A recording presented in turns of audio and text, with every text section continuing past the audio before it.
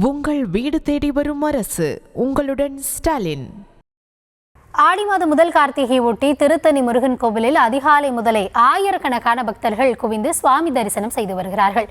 இது தொடர்பான களத்தகவல்களோடு இணைகிறார் எம்முடைய செய்தியாளர் செந்தில். அங்கு பக்தர்கள் கூட்டம் எந்த அளவிற்கு இருக்கிறது, எவ்வளவு நேரம் காத்திருந்து தரிசனம் மேற்கொள்ள வேண்டி இருக்கிறது, கூடுதல் விவரங்கள். வணக்கம். முருகப்பெருமானை 5ஆம் படை வீடான திருத்தணி முருகன் கோயில்கள் பார்த்தீங்கன்னா ஆண்டுதோறும் ஆடி மாதத்தில் ஒரு கிருத்திகை வருவது தான் வழக்கம். ஆனால் வழக்கத்திற்கு மாறாக இந்த ஆண்டு ஆடி மாதத்தில் 2 கிருத்திகள் வருகிறது.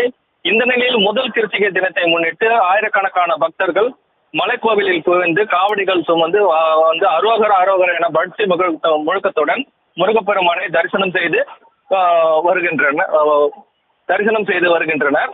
மலைக்கோவிலில் பக்தர்கள் கூட்டம் வருகை தொடர்ந்து அதிகரித்து வருகிறது. பக்தர்கள் கூட்டம் லட்சக்கணக்கில் வருவார்கள் என்று தெரிந்தும் குறைந்த அளவில் மட்டுமே போலீசார் பாதுகாப்பு பணியில் ஈடுபடுவதால் கூட்ட நெரிசலில் கட்டுப்படுத்த முடியாமல் நெரிசலில் சிக்கி குழந்தைகள், பெரியவர்கள் உள்ளிட்ட பக்தர்கள் கடும் அவதியடைந்து வருகின்றனர்.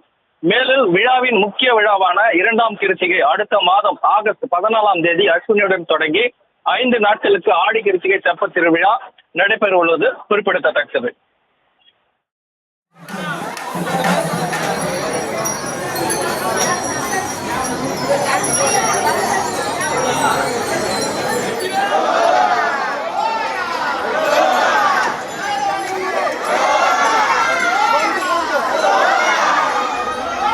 விவரங்களுக்கு நன்றி செந்தில்.